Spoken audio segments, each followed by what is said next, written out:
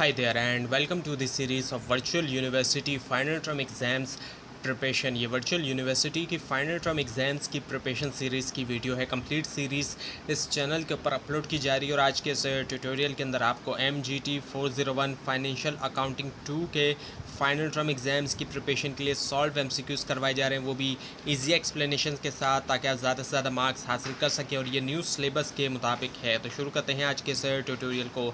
सबसे पहले ये कि non current assets are held for. जो नन करंट एसेट्स होते हैं, एक तो करंट एसेट होते हैं और एक होते हैं नन करंट एसेट। तो इनको रोका जाता है, हेल्ड किया जाता है, रखा जाता है। इनमें से किसके लिए? Long term use in businesses में लॉन्ग टर्म यूज़ के लिए, कई सालों के लिए इनका इस्तेमाल किया जाता है किसी भी कारोबार के अंदर, जैसे कि कोई मशीनरी हो गई। So non current assets are used for long term operations, not for resale in the normal कॉस्ट ऑफ बिजनेस। तो इनको कई सालों के लिए इस्तेमाल किया जाता है बिज़नेस के अंदर और इनको रीसेल नहीं किया जाता है। ये नहीं होता कि ख़रीद कर बेचा जाए, जो नॉर्मल बिजनेस होता है। नेक्स्ट वन ये कि which is a non current asset. अब इनमें से कौन सा नन करंट एसेट है? मशीनरी है, जैसे कि पीछे भी आपको बताया गया था। So machinery is used over multiple year, so it is a non current asset. Machinery जो है उसका इस्तेमाल किया जाता है मल्टीपल ईयर्स के ऊपर, कई सालों के लिए इस्तेमाल किया जाता है, इसी वजह से ये नन करंट एसेट होता है। नेक्स्ट वन ये कि the cost of a non current asset includes. Non current asset जो है इसकी कॉस्ट की अगर हम बात करें तो वो इनमें से क्या होती है? Purchase price and directly attributable cost. इसके अंदर परचेज प्राइस भी एक तरफ आ जाती है और जो डायरेक्टली एट्रीब्यूटेबल कॉस्ट होती है वो भी आती है, जिस कॉस्ट पे हमने ख़रीदा, और साथ में जो डायरेक्टली एट्रीब्यूटेबल कॉस्ट होती है वो भी। So cost include purchase price plus all expenses needed to bring the asset into use. एक तरफ जिस पे हमने ख़रीदा, दुकान से जाके ख़रीदा, और इसके अलावा वो भी तमाम अखराजात जो एसेट को इस्तेमाल में लाने के लिए ज़रूरी है, जैसे कि मशीनरी अगर आती है तो उसको जो सर्विस चार्जेस आ रही है उसको इंस्टॉल वगैरह करवाने की, घर में हम उसको घर में या फिर जो ऑफ और फैक्ट्री है वहाँ पर उसको हम जो लगवाएंगे, जो मज़दूरों से हम उसको लगवाएंगे, उस वो तमाम जो भी कॉस्ट आ रही है वो भी जो है इसके अंदर शामिल होगी। अब नेक्स्ट ये कि residual value means. Residual value की अगर हम बात करते हैं तो इससे क्या मुराद है? वो है estimated value at the end of useful life. जो एस्टिमेटेड वैल्यू होती है एंड के ऊपर यूज़फुल लाइफ की, सो it is the expected value of the asset after it's useful life ends. ये वो एक्सपेक्टेड वैल्यू होती है एसेट की जो उसकी यूज़फुल लाइफ एंड के बाद होती है। अब नेक्स्ट ये कि डेप्रिसिएशन इस चार्ज ऑन। डेप्रिसिएशन जो है उसको चार्ज किया जाता है, हर साल हम चार्ज करते हैं या हर पीरियड में। तो वो चार्ज किया जाता है, कब चार्ज किया जाता है? और non current assets with finite useful life. Non current assets के ऊपर इस्तेमाल किया जाता है ऐसे नन करंट एसेट जिनकी फाइनाइट यूज़फुल लाइफ है, यानी कि उनकी ज़िंदगी है, कुछ वक्त तक वो चलते हैं और उसके बाद फिर वो उनकी जो लाइफ है वो ख़त्म हो जाती है। तो तमाम जितने भी हैं, जैसे कि मशीनरी है, गाड़ी है, और इवन के घर जो बिल्डिंग वगैरह है वो भी, उसके ऊपर भी डेप्रिसिएशन इसी वजह से चार्ज किया जाता है, क्योंकि उसकी भी एक फाइनाइट यूज़फुल लाइफ होती है और नतीजा क्या निकलता है कि कुछ वक्त बाद घर को भी हम डिमोलिश करना पड़ता है जब वो बहुत ज़्यादा पुराना हो जाता है। So depreciation applies to asset that lose value over time. तो ऐसे एसेट्स के ऊपर अप्लाई किया जाता है, ऐसे लॉन्ग टर्म एसेट्स के ऊपर अप्लाई किया जाता है, नन करंट एसेट्स के ऊपर अप्लाई किया जाता है, फिक्स एसेट्स के ऊपर जिनकी वैल्यू जो है वो क्या होता है कि वक्त के साथ साथ कम होती चली जाती है, एक्सेप्ट लैंड। लैंड के अलावा, लैंड एक ऐसा फिक्स एसेट है जो कि अनलिमिटेड जिसकी लाइफ होती है और उसकी वैल्यू जो है वो मार्केट वैल्यू के हिसाब से तो फ़र्क पड़ता है, लेकिन इससे फ़र्क नहीं पड़ता कि उसकी कंडीशन ख़राब हो गई इसलिए लैंड जो है वो उसकी वैल्यू कम हो गई। तो मार्केट के हिसाब से फ़र्क पड़ता है कि आसपास का एरिया जैसा है, जितना बेहतर डेवलपमेंट होगी आसपास के इलाके में उतनी ज़्यादा लैंड की वैल्यू बढ़ेगी, और अगर जितनी ख़राब डेवलपमेंट होगी तो फिर उतनी ही लैंड की वैल्यू जो है वो कम बढ़ेगी या कम होगी। नेक्स्ट ये कि under the revaluation method model assets are carried at. Revaluation model के मुताबिक एसेट्स जो है उनको कैरी किया जाता है इनमें से किसके ऊपर? Fair value less subsequent depreciation. जब फेयर वैल्यू में से माइनस कर देते हैं सब्सिक्वेंट डेप्रिसिएशन को, so assets are updated to fair value and then depreciated accordingly. Assets को अपडेट किया जाता है उनकी फेयर वैल्यू के मुताबिक और फिर डेप्रिशिएट करते हैं उसी के मुताबिक। Next one is gain on disposal of assets equal. Gain on disposal of assets जो होता है वो बराबर होता है इनमें से किसके? Sales proceed minus carrying amount. Sale proceeds में से हम माइनस कर देते हैं कैरिंग अमाउंट का। सो प्रॉफिट और loss on disposal depends on comparison between sale price and book value. Profit और लॉस जो होता है डिस्पोजल के पर वो डिपेंड करता है कंपैरिजन जो होता है सेल्स प्राइस और बुक वैल्यू के दरमियान। Next one is carrying amount is. Carrying amount इनमें से क्या होता है? कॉस्ट माइनस एक्यूमुलेटेड डेप्रिसिएशन जो कॉस्ट है एसेट की, उसमें से जब हम एक्यूमुलेटेड डेप्रिसिएशन, वो डेप्रिसिएशन जो हर साल जमा हो रही है उसको माइनस करते हैं तो कैरिंग अमाउंट आता है. So it is the net book value of an asset after depreciation, और इसको नेट बुक वैल्यू भी कहा जाता है जो एसेट की डेप्रिसिएशन निकालने के बाद आती है, एक्यूमुलेटेड डेप्रिसिएशन के बाद आती है. Next one is investment properties held to. Investment property जो है उसको हेल्ड किया जाता है इनमें से किसके लिए? अर्न, रेंटल्स और कैपिटल एप्रिसिएशन. अब एक प्रॉपर्टी तो है जिसमें लोग रह रहे हैं, लेकिन लोग जो है वो क्या कहते हैं, एक्स्ट्रा प्रॉपर्टी भी ख़रीदते हैं इन्वेस्टमेंट के पर्पज़ से. तो उनका पर्पज़ क्या होता है कि एक तो उसके ऊपर रेंटल्स मिले, उनको रेंट के ज़रिए उनकी इनकम बन जाए, एक आमदनी बन जाए. उसके अलावा कैपिटल एप्रिसिएशन का भी होना. तो अब वो प्रॉपर्टी जितनी अच्छी जगह पर होगी, नतीजा क्या निकलेगा, उतनी ही ज़्यादा उसकी तेज़ी से वैल्यू बढ़ेगी. So it is held to earn rental income और बेनिफिट फ्रॉम वैल्यू इंक्रीजेस. तो एक तरफ उससे रेंटल इनकम भी मिलती है और दूसरी तरफ क्या होता है कि उसकी जो वैल्यू है वक्त के साथ साथ उसमें भी तेज़ी से इजाफा देखने में आता है अगर वो अच्छी जगह पर है. नेक्स्ट ये कि IAS 40 डील्स विद. IAS 40 जो है वो डील करता है इनमें से किसके साथ? The answer is investment property. जो इन्वेस्टमेंट प्रॉपर्टी है जैसे कि पीछे आपको बताया गया था. सो IAS 40 set rules for investment property accounting. ये ऐसे रूल सेट करता है जो इन्वेस्टमेंट प्रॉपर्टी अकाउंटिंग के लिए होते हैं. नेक्स्ट ये कि owner occupied properties accounted for under. जो ऑनर ऑक्यूपाइड प्रॉपर्टी होती है वो अगर हम देखें तो इनमें से कौन से IAS के अंदर आती है? वो आती है IAS 16 के अंदर आती है. So IAS 16 applies to property used in operation. तो ऐसी प्रॉपर्टी जिसका ऑपरेशंस के अंदर इस्तेमाल होता है वहाँ पर IAS 16 अप्लाई किया जाता है. नेक्स्ट वन ये कि fair value model requires. Fair value model require करता है इनमें से किस चीज़ को? Measuring property at fair value. तो इसके मुताबिक प्रॉपर्टी की जो मेजरिंग की जाएगी वो फेयर वैल्यू के ऊपर की जाएगी. So property is remeasured to current market value. Property को रीमेजर किया जाता है जो करंट मार्केट वैल्यू होती है उससे. So next one is under fair value model gains and losses are recognizing. जो फेयर वैल्यू मॉडल होता है उसके मुताबिक गेन्स और जो लॉसेस होते हैं उनको रिकग्नाइज किया जाता है इनमें से किसके अंदर? प्रॉफिट या लॉस जो होता है. So changes in fair value affect profit और लॉस डायरेक्टली. जो चेंजेस आती है फेयर वैल्यू के अंदर वो अफेक्ट करता है या तो प्रॉफिट या लॉस को डायरेक्टली तौर पर. नेक्स्ट ये कि investment property generates. Investment property जो होती है एक ऐसी प्रॉपर्टी जिसको इन्वेस्टमेंट पर्पज़ के लिए रखा है, जो एक्स्ट्रा प्रॉपर्टी लोग खरीदते हैं इन्वेस्टमेंट पर्पज़ के लिए.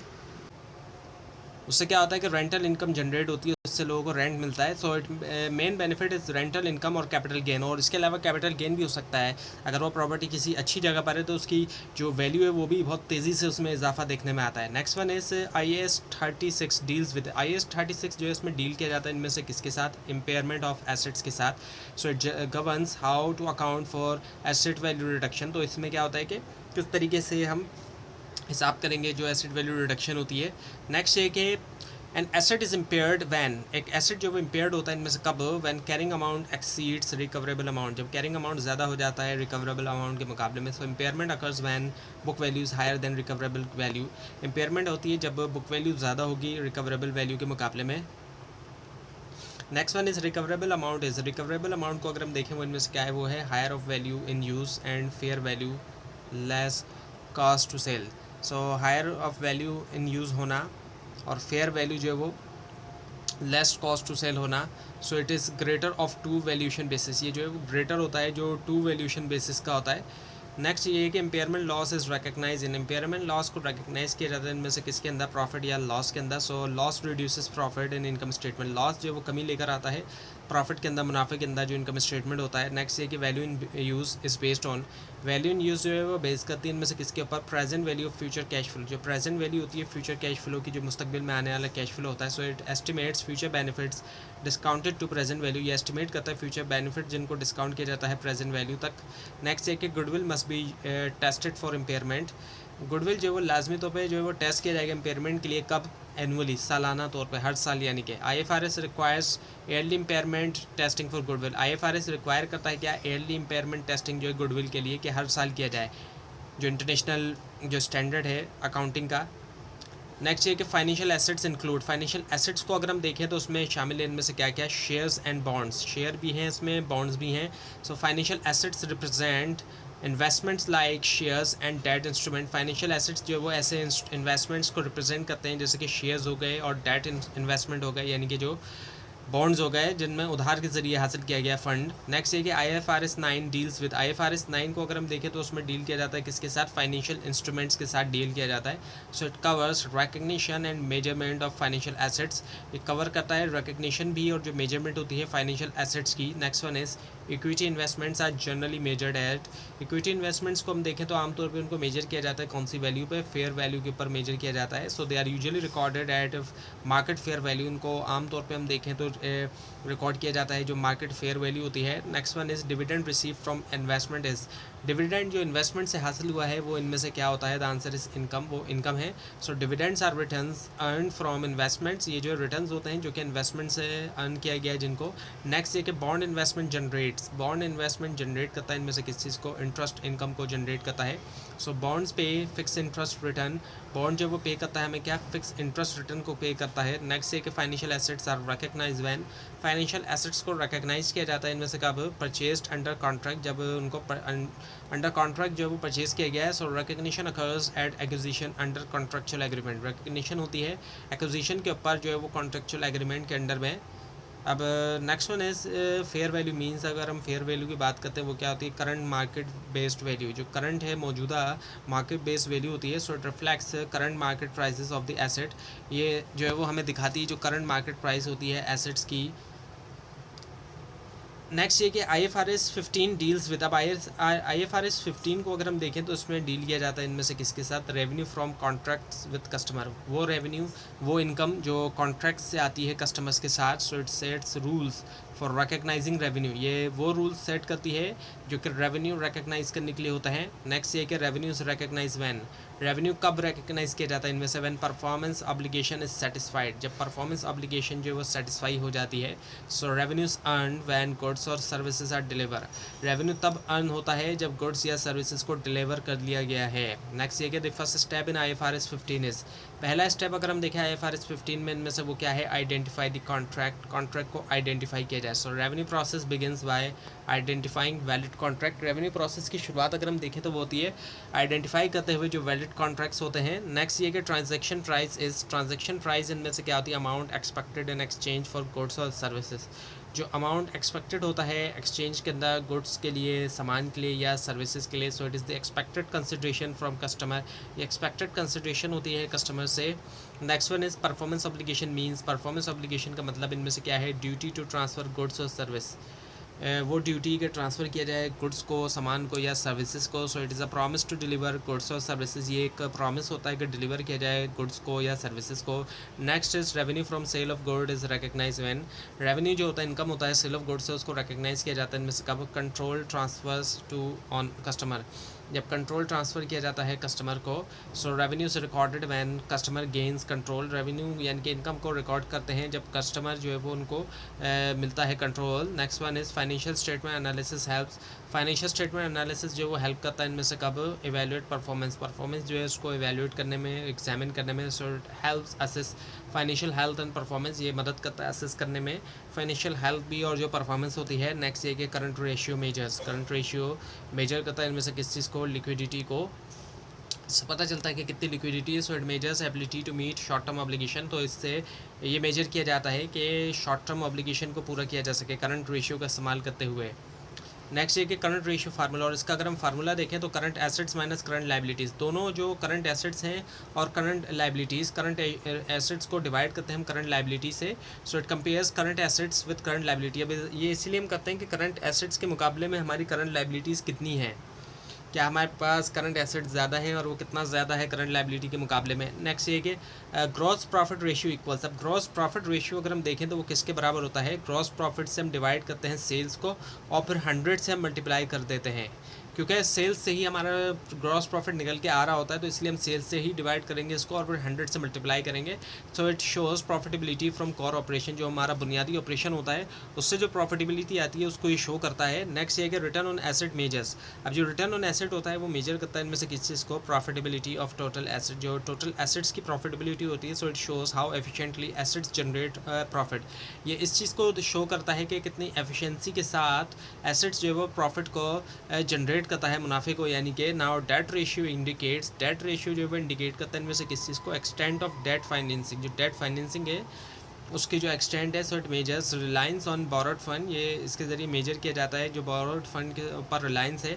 नेक्स्ट ये कि inventory turnover measures, inventory turnover जो मेजर करता है इनमें से क्या, स्पीड ऑफ इन्वेंट्री मूवमेंट, जो इन्वेंट्री मूवमेंट की स्पीड होती है, so it shows how quickly inventory is sold.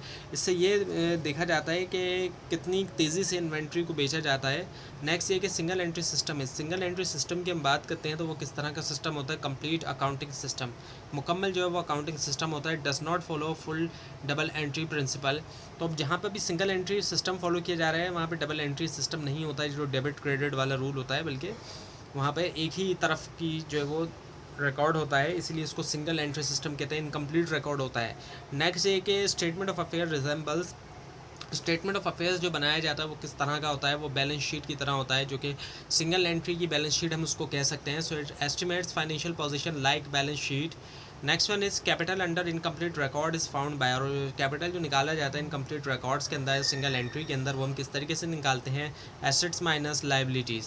So assets में से जब हम लाइबिलिटीज़ को माइनस करते हैं तो हमारे पास कैपिटल आता है। So net worth equals assets minus liabilities, net worth निकलती है जब एसेट्स में से लाइबिलिटीज़ को निकाल दिया जाता है। नेक्स्ट ये कि increase in capital indicates, capital के अंदर इजाफा होना इंडिकेट करता है, इशारा करता है इनमें से किसकी तरफ, प्रॉफिट्स आफ्टर एडजस्टमेंट, प्रॉफिट जो होता है एडजस्टमेंट्स के बाद। So profit increases when business earns, capital increases actually when business earns profit, capital के अंदर इजाफा होता है सरमाए में जब बिजनेसेस जो अर्न करते हैं प्रॉफिट को। नेक्स्ट ये कि single entry records are common in, single entry records अगर हम देखें तो वो कॉमन होते हैं, वो इनमें से किसके अंदर, स्मॉल बिजनेसेस में, जो छोटे कारोबार होते हैं। So small businesses use simpler accounting system, small businesses जो होते हैं छोटे कारोबार, उनमें इस्तेमाल किया जाता है सिंपलर अकाउंटिंग सिस्टम को।